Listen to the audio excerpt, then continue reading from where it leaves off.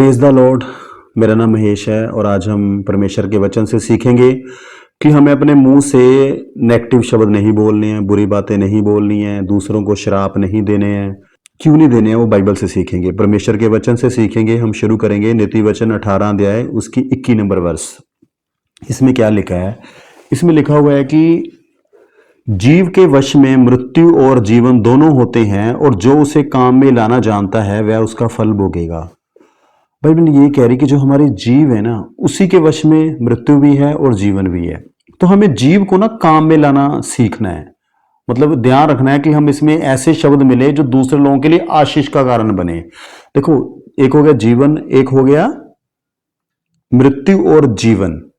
मतलब ऐसे शब्द हम अपने मुंह पे बोले जो दूसरे लोगों के लिए आशीष का कारण बने। हमें ऐसे शब्द नहीं बोलने के जो दूसरे लोगों को निराश करें।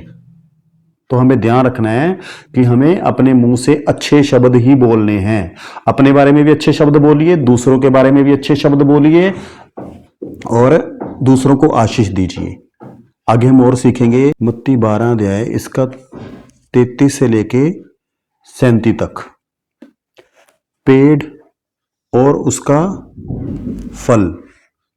यहां पे लिखा है, यदि पेड़ को अच्छा कहो तो उसके फल को भी अच्छा कहो, या पेड़ को निकम्मा कहो तो उसके फल को भी निकम्मा कहो, क्योंकि पेड़ अपने फल ही से पहचाना जाता है। हे सांप के बच्चों, तुम बुरे होकर कैसे अच्छी बातें कह सकते हो? क्योंकि जो मन में भरा है वही मुंह पर आता है।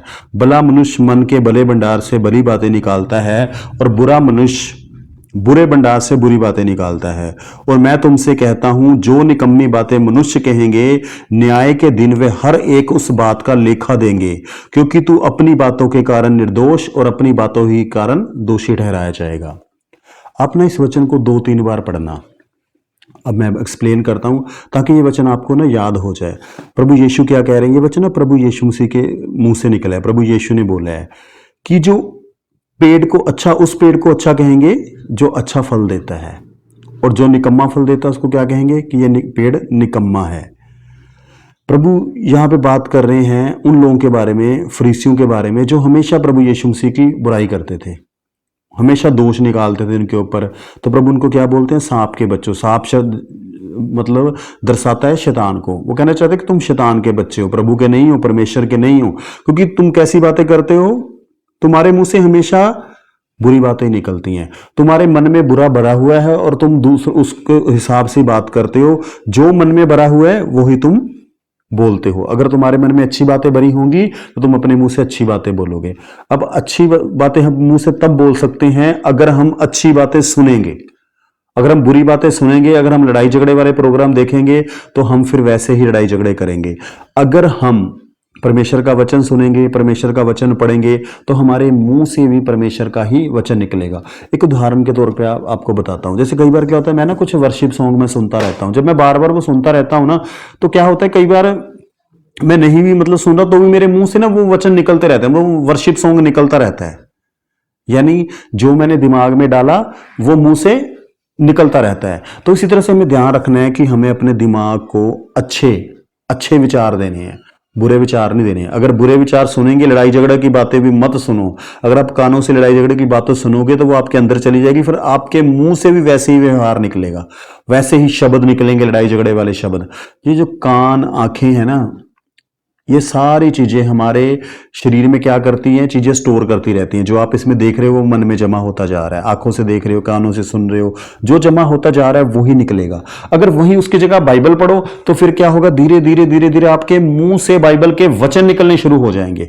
जितनी आप बाइबल ज्यादा पढ़ोगे आपके मुंह से वचन निकलने शुरू होंगे। अब चुनाव आपके हाथ में है कि आपने परमेश्वर के वचन बोलने हैं या लड़ाई झगड़े वाले प्रोग्राम देख के लड़ाई झगड़े वाले बातें करनी है। परमेश्वर आपसे जबरदस्ती नहीं करेगा। उसने आपको फ्रीडम दे रखी हुई है कि आप जैसा चाहो वैसा कर सकते हो। चुनाव आपके हाथ में है कि आप यूट्यूब के ऊपर या फेसबुक के ऊपर आप कौन सी चीजें देखोगे और देख के वैसी हरकत करोगे। जो आप देखोगे आप धीरे धीरे धीरे धीरे वैसे ही बन जाओगे और वैसी हरकतें करने लग जाओगे। तो प्रभु ने क्या कहा कि अगर तुम अपने मुंह से निकम्मी बातें जो बोलते हो, तुम्हें उसका लेखा देना पड़ेगा। मैं कहता हूं सबसे बेहतर है कि कम बोला जाए। अगर हम ज़्यादा बोलेंगे, मुंह से ज़्यादा निकम्मी बातें बोलेंगे, तो उसका हमें जब हम धरती से जाएंगे परमेश्वर के सामने हमें लेखा देना पड़ेगा। ये वचन, ये वर्ड यीशु मसीह के है, क्योंकि तो अपनी ही बातों के कारण निर्दोष और अपनी ही बातों के कारण दोषी ठहरा जाएगा। प्रभु कह रहे जो तेरे मुंह के शब्द है, जो तुम्हारी बातें हैं, वो ही डिसाइड करेंगी कि तुम निर्दोष हो या दोषी हो।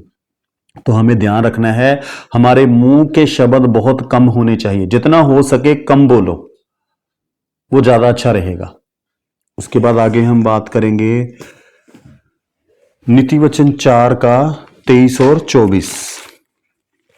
नीति वचन 4 का 23 और 24, इसमें क्या लिखा है?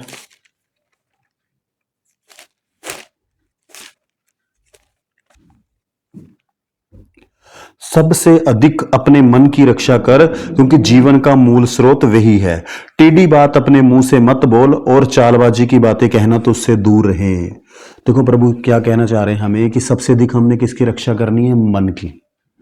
हमें ध्यान रखना है हमारे मन में जा क्या रहा है। जो मन में जाएगा, अगर टेढ़ी बातें जाएंगी तो मुंह से टेढ़ी बातें ही निकलेंगी। अगर प्रभु का वचन मन में जाएगा तो मन से वचन ही निकलेगा। तो क्या करना है हमें? सबसे अधिक किसकी रक्षा करनी है? अपने मन की। हमें ध्यान रखना है कि हमारे मन में कौन से विचार आ रहे हैं। देखो अगर बुरे विचार है ना, उनको डांटो। एक उदाहरण से समझाता हूँ। शैतान ना, बुरे विचार शैतान ही डालता है, मन में नेगेटिव बातें डालता है। उसे यीशु मसीह के नाम से डांटो, उसे उसी वक्त खत्म कर दो। उसको कान लगा के सुनते मत रहो। उन वचनों को, बुरे विचारों को यीशु के नाम से खत्म करो। मैं क्या करता हूँ? मैं दुष्ट को बोलता हूँ, दुष्ट चल नरक की आग में देख। कोई बुरा विचार मेरे मन में डालता है, मैं कहता हूं तू मेरा सोच छोड़, अपने बारे में सोच, तू नरक में जाने वाला है। जहां प्रभु यीशु ने कहा आग नहीं बंद होती और कीड़े नहीं मरते। प्रभु यीशु ने शैतान के लिए नरक तैयार करके रखा हुआ है, और प्रभु ने कहा वहां ना मैं आग बुझने दूंगा, ना मैं कीड़े मरने दूंगा, और बार बार शैतान को वहां पे पीड़ा होने वाली है। तो इस तरह से हमें क्या करना है? नेगेटिव बातों का विरोध करना है। हमें ध्यान रखना है कि हमारे मुंह से अगर हम अच्छे शब्द नहीं बोल सकते तो बुरे तो ना ही बोलें। तो अगर टेढ़ी बातें मुंह से, प्रभु कह रहे टेढ़ी बात अपने मुंह से मत बोल, और चालबाजी की बातें कहना तो उससे दूर रहे। चाहे कुछ भी हो जाए, हमने ऐसी बातें नहीं बोलनी जो दूसरों को निराश करें, दूसरों का दिल दुखाएं। हमेशा हम ऐसे शब्द बोलें जिनसे दूसरों के चेहरे के ऊपर खुशी आ जाए, मुस्कान आ जाए। हम ऐसे वर्ड ना बोलें कि वो उनके चेहरे पर निराशा आ जाए। प्रभु ने कहा दोष मत लगाओ, ताकि तुम्हारे ऊपर भी दोष ना लगाया जाए। तो हमें दोष लगाने वाले नहीं बनना है। प्रभु ने कहा सबसे पहले अपनी आंख का लट्ठा निकाल, दूसरे का तिनका बाद में निकाल लेना। प्रभु चाहते हम खुद के ऊपर मेहनत करें। हमारी सबसे बड़ी समस्या ये है, बहुत सारे लोगों की ये समस्या है कि हम अपने ऊपर कम, संसार के ऊपर ज़्यादा मेहनत करने में लगे हैं। संसार के दूसरे लोगों की बुराइयां हमें बहुत दिखती हैं, लेकिन अपनी बुराई नहीं दिखती। जबकि चाहिए था हम अपनी बुराई देख के उन चीज़ों को दूर करें। उसके बाद आगे हम बात करेंगे मत्ती 15 का 10 से लेकर 10 और 11। मत्ती 15 अध्याय 10 से लेकर 10 और 11। इसमें क्या लिखा है? तब उसने लोगों को अपने पास बुलाकर उनसे कहा, सुनो और समझो, जो मुंह में जाता है वह मनुष्य को अशुद्ध नहीं करता, पर जो मुंह से निकलता है वही मनुष्य को अशुद्ध करता है। यहाँ प्रभु यीशु मसीह क्या कह रहे हैं कि जो तुम्हारे मुंह में अंदर जा रहा है वो चीजें तुम्हें शुद्ध नहीं करती। जो हम खा रहे हैं मुंह के द्वारा वो तुम्हें शुद्ध नहीं कर रही, लेकिन जो तुम्हारे मुंह से शब्द निकलते हैं वो तुम्हें शुद्ध करती हैं। तो हमें देखना है कि हमारे मुंह से कैसे शब्द निकल रहे हैं। क्या वो आशीष वाले शब्द निकल रहे हैं या दूसरे लोगों के लिए श्राप निकल रहे हैं? देखो बहुत सारे लोग हैं, उनको पता, उनके मुंह से गालियां निकलती रहती हैं, वो गालियां निकालते रहते हैं। लेकिन प्रभु कहता ध्यान दो कि तुम्हारे मुंह से क्या निकल रहा है। प्रभु से मदद मांगनी है हमें कि ताकि हमारे मुंह से गालियां, ऐसे वर्ड ना निकलें जो परमेश्वर नहीं चाहता। आगे हम पढ़ेंगे जी मत्ती 15 का 17 से लेके 19 तक। यहाँ पे क्या लिखा है? क्या तुम नहीं जानते कि जो कुछ मुंह से जाता है वो पेट में पड़ता है और संडास से निकल जाता है, पर जो कुछ मुंह से निकलता है वह मन से निकलता है और वही मनुष्य को अशुद्ध करता है। यहाँ प्रभु क्या कह रहे हैं कि जो हमने खाया पेट में गया, वो संडास से निकल गया, वो हमें शुद्ध नहीं कर रहा, लेकिन जो कुछ मुंह से निकलता है, जब मन से निकलता है, वही मनुष्य को शुद्ध करता है। अब मन से और मुंह से क्या निकलता है वो प्रभु यीशु ने बताया है कि जो बुरे विचार, हत्या, परस्त्रीगमन, व्यभिचार, चोरी, झूठी गवाही और निंदा मन ही से निकलती हैं, ये ही हैं जो मनुष्य को शुद्ध करती हैं। प्रभु कह रहे हैं कि मन से क्या निकलता है? बुरे बुरे विचार, दूसरों के बारे में हम बुरा देखना, बुरे विचार बोलना, बुरे शब्द बोलना, और परस्त्री गमन मतलब कि जो व्यभिचार वाला पाप है, अपनी वाइफ को छोड़ के दूसरी की वाइफ के ऊपर ध्यान देना, ये सारी बातें कहाँ से शुरुआत होती? मन से। पहले मन में विचार आता है ना, पाप करने से पहले मन से शुरुआत होती है। तो प्रभु कह रहे हैं व्यभिचार वाले पाप की शुरुआत कहाँ से हो रही है? मन से। मन में विचार आता है, फिर दूसरा विचार आता है, फिर तीसरा विचार आता है, धीरे धीरे बंदा कहाँ गिर जाता है? पाप में गिर जाता है, और फिर वो क्या होता है? अशुद्ध हो जाता है। उसके बाद आ गई चोरी। चोरी का विचार कहाँ से आएगा? मन में। शैतान मन में डालता है, कर ले चोरी, कुछ नहीं होता, कोई नहीं तुम्हें देख रहा, कर ले। उसके बाद झूठी गवाही दे, झूठ बोलने का विचार, ये भी शुरुआत मन में ही आती है। विचार शैतान मन में डालता है कि ये वाला झूठ बोल दे, तू बच जाएगा, तेरा कोई नुकसान नहीं होगा, फिर बंदा झूठ बोल देता है। तो निंदा, दूसरों की निंदा करना, ये सब कहाँ से निकलती हैं? मन से निकलती हैं। तभी पीछे पढ़ा था ना हमने कि सबसे अधिक अपनी मन की रक्षा कर। हमें अपने मन का ध्यान रखना है कि हमारे मन में कैसे विचार आ रहे हैं। अगर बुरे विचार आ रहे हैं तो उनको उसी टाइम खत्म करो, उन्हें यीशु के नाम से डांटो। आप ऐसे बोल सकते हो कि जो भी इन विचारों के पीछे आत्मा है, यीशु मसीह के नाम से हुक्म देता हूं, इसी वक्त मुझे छोड़ के चली जाए। जब आप ऐसे दुआ करोगे ना, तो वो बुरे विचार जो मन में लेके आ रही है आत्मा, वो आपको छोड़ के चली जाएगी।